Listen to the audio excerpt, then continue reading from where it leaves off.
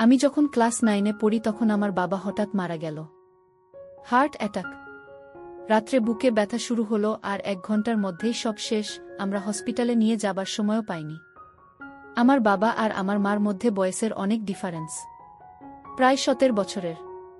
আমার মা পাশের বস্তির মেয়ে। এ বাড়িতে আমার দিদা কাজ করতে আসতেন একসময়, বাসন ধোয়া মোছার কাজ আর কি। মাও আসতো মাঝে মাঝে দিদার সাথে, বিশেষ করে দিদা অসুস্থ হলে অনেক সময় একাই আসতো ম্যানেজ দিতে। আচমকা একদিন শোনা যায় মা নাকি গার্ভবতী। পরে জানা যায় বাবারই কাজ ছিল সেটা। ভগবান জানেন কেন বাবা নিজের থেকে 17 বছরের ছোট একটা স্কুলে পড়া মেয়েকে গর্ভবতী করে ফেললেন।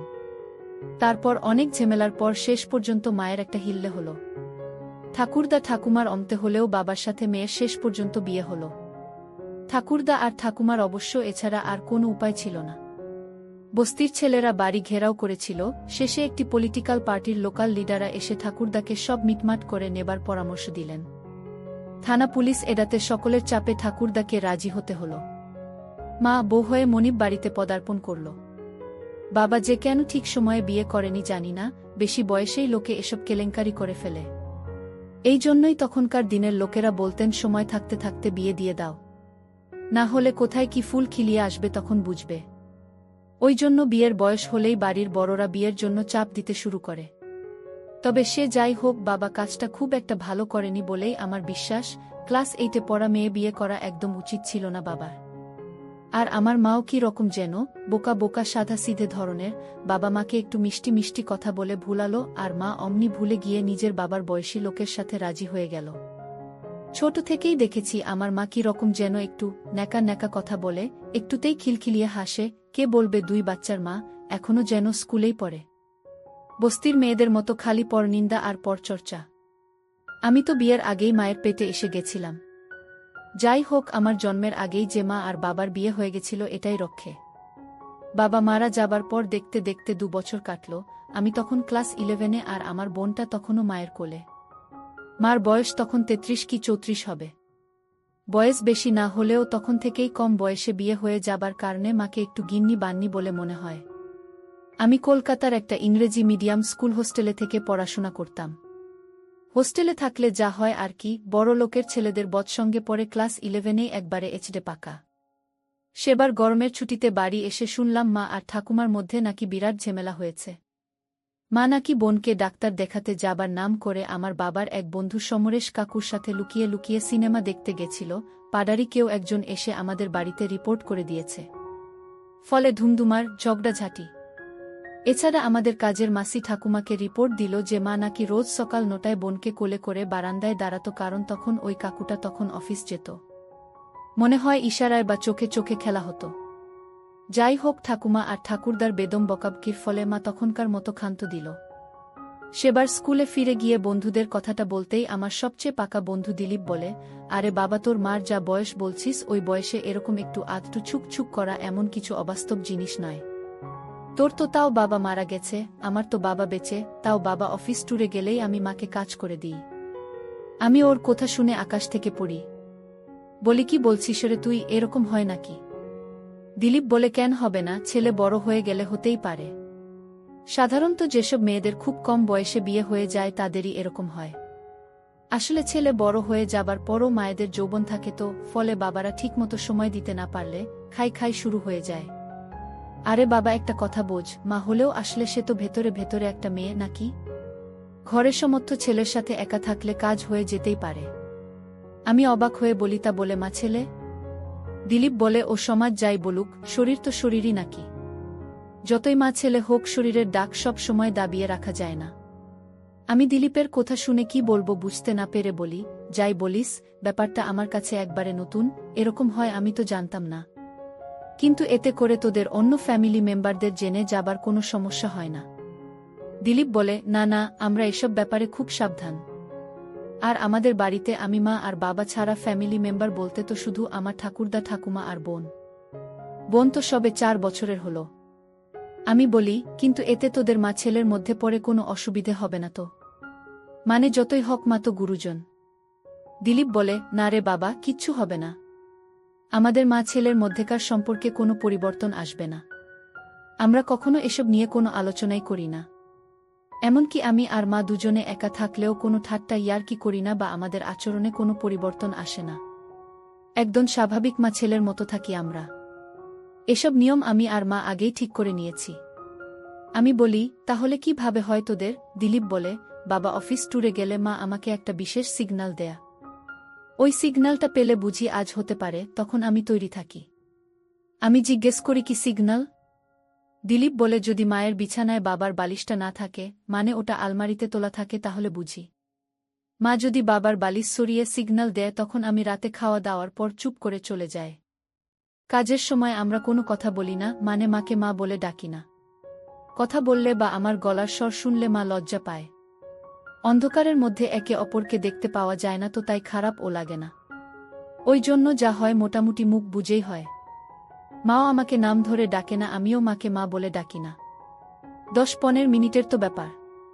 কাজ হয়ে গেলে মা ফিসফিস করে বলে, নে এবার ছাড় আমাকে, আমি বাথরুমে যাব। মা বাথরুমে চলে যায় ধুতে, আমি সেই ফাঁকে টুক করে আমার ঘরে চলে আসি। আমি বলি, ধুতে যায় মানে ভিতরে ফেলিস নাকি? দিলীপ বলে, হ্যাঁ, আমি ভেতরেই ফেলি। নিয়ন্ত্রণ করে, তাই কোনো অসুবিধে হয় না। বোন হবার পর থেকেই পিল খায়, সুতরাং ভয় নেই। আমি বলি, তোর বাবা কি তোর সেরকমভাবে কাজ করতে পারে না, নাকি যে তোকে দিয়ে কাজ করিয়ে নেয়? দিলীপ বলে, ঠিক জানি না রে, আসলে মায়ের সাথে এসব নিয়ে কোনো কথা হয় না তো আমার, তাই ঠিক জানি না। তবে মনে তো হয় ঠিক মতোই কাজ করে। সেই জন্যই তো পুল খায়। আসলে আমার বাবার সাথে মায়ের অনেক ছোটবেলায় বিয়ে হয়েছে, তো তাই মনে হয় এত বছর ধরে একঘেয়ে হয়ে গেছে ব্যাপারটা। আমার সাথে মাঝে মাঝে হলে মায়ের একটু স্বাদ বদল হয়, এই আর কি। একটু অন্যরকম ভালো লাগে। আমি বলি, তোর লজ্জা লাগে না? যতই হোক তোর নিজের মা তো। দিলীপ বলে, লাইট নেবানো থাকে বলে লজ্জা লাগে না। আমি বলি, কেমন লাগে রে কাজ করে দিতে? দিলীপ বলে, উফ, বিশ্বাস কর, এই পৃথিবীর মধ্যে যদি স্বর্গসুখ বলে কিছু থাকে তাহলে সেটা হলো এই কাজে। কথায় বলে বোঝান যাবে না কি সুখ আর কি আনন্দ হয়। একবার কাজ করে দিলে বুঝতে পারবি। দিলীপের কথা শুনে আমার গায়ে কাঁটা দিয়ে ওঠে। আমার আরেক বন্ধু অরুণ বলে ওঠে, কেন রে, তুই স্যান্ডির ব্যাপারটা জানিস না?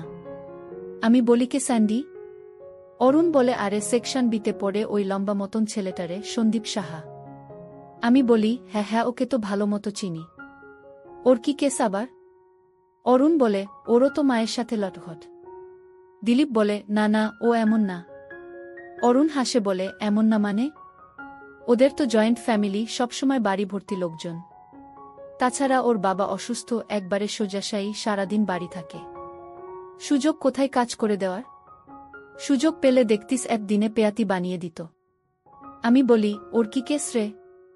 অরুণ বলে, ও তো ওর মায়ের সাথে প্রেম করে। দিলীপ বলে, ওর বাবার দুটো কিডনিই খারাপ হয়ে গেছে, ডায়ালিসিস করে করে বেঁচে আছে। অনেকটা তোর মতোই কেস অনুরাগ। বাবা আর মায়ের বয়সের অনেক ডিফারেন্স। আমি বলি, নিজের মায়ের সাথে প্রেম? অরুণ বলে, হ্যাঁ রে, হারামজাদা, আর কাউকে না পেয়ে শেষে নিজের মায়ের সাথেই লাইন করে। আমি অবাক হয়ে বলি, বাবা, এসব কি শুনছি রে? এরকম ও হয়? তাও কি করে ওর মায়ের সাথে? অরুণ হাসতে হাসতে বলে, ভিতুর ডিম একটা, ও আর কি করবে? ও আর ওর মা দুজনেই সবসময় ওর জেঠুর ভয়ে সিটিয়ে থাকে। ওই জেঠুই ওদের ফ্যামিলির হেড এখন। ওর জেঠু আর জেঠিমা দুজনেই খুব রাগী। সংসার অবশ্য ওর ওই জেঠু আর জেঠিমাই চালা। ওর কাকারাও হেল্প করে। জয়েন্ট ফ্যামিলি তো অসুবিধে হয় না। আমি বলি, তাহলে কিভাবে কাজ করে ওরা? অরুণ বলে, ধুর, নাম কা ওয়াস্তে প্রেম। মাকে নিয়ে বাড়িতে লুকিয়ে লুকিয়ে সিনেমা দেখতে যায়, পার্কে বসে। সিনেমা হলের মধ্যে কোণের সিট নিয়ে বসে অন্ধকারে মায়ের হাত ধরে। দিলীপ হাসতে হাসতে বলে, ফালতু জিনিস একটা, আরে সিনেমা হলের অন্ধকারে তো আসলি মজা পাবি। দিলীপ হাসতে হাসতে বলে, জানিস, ও আবার দেখি মাঝে মাঝে মাকে নিয়ে পার্কে বসে। ও তো আমাদের পাড়ার দিকেই থাকে, আমি নিজে দেখেছি। আমার মাও ওর মাকে ছোট থেকে চেনে। আমাদের ওখানে একটা পার্ক আছে, সেখানে সন্ধ্যা হলেই প্রেমিক প্রেমিকারা বসে প্রেম করে। সন্দীপও সেখানে মাঝে মাঝে নিজের মাকে নিয়ে বসে। দিলীপের কথা শুনে আমরা সকলে হেসে উঠি। অবশ্য দোষী বা কি, একদম ছোট বয়সে ওর দাদু ওর মাকে ধরে বিয়ে দিয়ে দিয়েছিল ওর বাবার সাথে। ওর বাবার ওটা দ্বিতীয় বিয়ে ছিল, শুনেছি প্রথম বুটার বাচ্চা কাচ্চা ছিল না, জন্ডিস হয়ে মারা গেছিল। আমার মায়ের কাছে শুনেছি ওর মা তখন ক্লাস 9-এ পড়ত, বাচ্চা মেয়ে, বেনি বেঁধে স্কুলে যেত, কিছু বুঝতে না বুঝতেই বাবার বয়সী স্বামীর বাচ্চার মা হয়ে যায়। তখন সুযোগ পায়নি, এখন নিজের পেটের ছেলের সাথে প্রেম করে ইচ্ছে পূরণ করছে। অরুণ বলে, সন্দীপ তো আমার খুব বন্ধু, আমার কাছে অনেক কথা বলে। আমি বলি, কি বলে? অরুণ বলে, সে সব বললে তোরা খুব হাসবি। দিলীপ বলে, বল না, আমরা তো আর কাউকে বলবো না। অরুণ বলে, ও বলে জানিস মার না আবার একটা বাচ্চা পাবার খুব শখ। বাবা যখন সুস্থ ছিল তখন অনেকবার চেষ্টা করেছে কিন্তু হয়নি। রাস্তাঘাটে মিষ্টি বাচ্চা দেখলেই ছুটে গিয়ে আদর করে, আমাকে বলে কি মিষ্টি দেখ বাচ্চাটা। আমার যদি এরকম আর একটা হতো। আমি ঠিক করে রেখেছি সুযোগ পেলেই মাকে একটা বাচ্চা দেব। একটা বাচ্চা পেলে মা যে কি খুশি হবে না তোকে কি বলবো। সুযোগ পাচ্ছি না, বাড়ি ভর্তি লোকজন আমাদের, আর বাবাও সারাদিন বাড়ি থাকে। আমি জানি 2-3 দিন একটানা কাজ করে দিলে হয়ে যাবে। অরুণ বলে, আমি বলি তুই কি তোর মাকে বলছিস সেটা? সন্দীপ বলে, না না বলিনি, ওভাবে বললে মা লজ্জা পাবে। তবে সুযোগ পেলেই আমি যে মাকে কাজ করে দেব সেটা মা বোঝে। আমি জানি মায়েরও খুব ইচ্ছে আমার সাথে পেট বাঁধানোর। অরুণ বলে, আমি সেই শুনে ওকে বললাম, তা তোর মার পেট হয়ে গেলে কি বলবি তোরা, মানে বাচ্চার বাবাকে সকলেই তো জানতে চাইবে। সন্দীপ বলে, ও আমরা বাবার নামে চালিয়ে দেব। আমরা সকলেই অরুণের কথা শুনে হেসে উঠি। অরুণ বলে, ওর বাবা নাকি ওর মাকে বলেছে, আমি মরে গেলে তোমার যদি কাউকে বিয়ে করতে ইচ্ছে হয় তাহলে বিয়ে করে নিও। তোমার বয়স কম, সারা জীবন থাকবে কি করে কাউকে ছাড়া। সন্দীপ বলে, মা যদি বাবাকে বুঝিয়ে বলে বাবা ঠিক দায় নিয়ে নেবে, তবে আমি যে আসলে বাচ্চার বাবা সেটা মা বলবে না, অন্য কাউর নাম দেবে। অরুণ বলে, আমি বলি এসব তোর মনের কল্পনা নয় তোরে সন্দীপ। তোর মা সত্যি তোর সাথে প্রেম করে না, তোর বাবা অসুস্থ বলে তোর সাথে এদিক ওদিক যায় শুধু। সন্দীপ বলে, না রে সত্যি। আমি তো একদিন মাকে বলেই ফেললাম, মা আমার মোবাইলে একটা নীল ভিডিও আছে দেখবে। মা আমাকে বকা দিল, বলে এখুনি ওসব ডিলিট করে দে, ওসব একদম দেখবি না। আমি তখন আমতা আমতা করে বলি, আসলে আমার একটা বন্ধু বলল আমার কাছে আজ হোয়াটসঅ্যাপে এসেছে, দেখবি, পাঠাবো। আমি ভাবলাম নিয়ে দেখি ভিডিওটা, কিভাবে ওসব হয় তা তো জানি না। মা বলে, না না ওসব একদম দেখবি না, ওসব অবাস্তব জিনিস দেখলে স্বভাব খারাপ হয়ে যায়। আমার তো গা ঘিন ঘিন করে ওসব দেখলে। একটু ভালোবাসা নেই ওসবের মধ্যে, খালি রামো। ভালোবাসা না থাকলে কাজের সব মজাই মাটি।